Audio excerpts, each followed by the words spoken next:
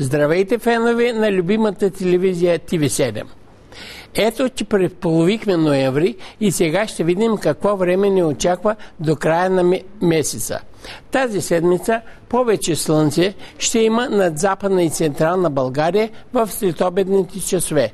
Значителна ще бъде облачността над източните райони, където ще е и ветровито. Сутрин минималните температури ще бъдат отрицателни, като най-студено ще бъде в четвъртък, когато температурите ще бъдат между минус 8 и минус 3 градуса. Максималните температури временно ще се понижат в четвъртък, след което ще се повишат и през почивните дни ще бъдат между 7 и 12 градуса. Сутрин около водните басейни и в низините ще се образуват мъгли, които в Северна България ще се задържат до обяд. И през работните дни на следващата седмица съществена промяна на времето не се очаква.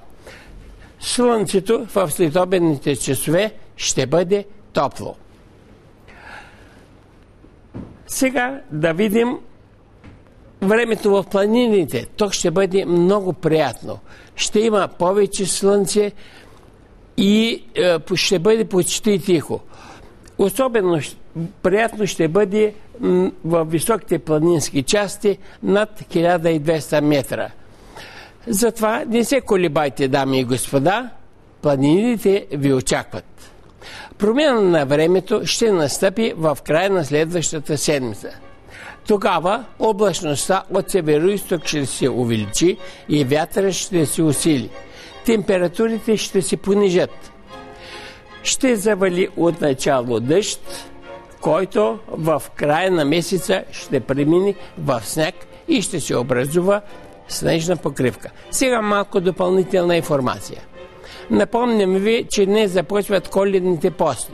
През следващите 15 дни дина ще намалее с още 26 минути. На 25 ноември, следващия петък, в 8 часа и 9 минути, Луната ще влезе в фаза на новолуние. Това е подходящо време за нов успешен бизнес, нови интимни връзки и други начинания. И не забравяйте да поздравите вашите близки с именните дни. На 24-ти е Света Екатерина, а на 30-ти е Андреев ден. Според народната метеорология, ако на Андреев ден вали сняг, зимата ще е мека. Но въпреки това не очаквайте парното да поевтине.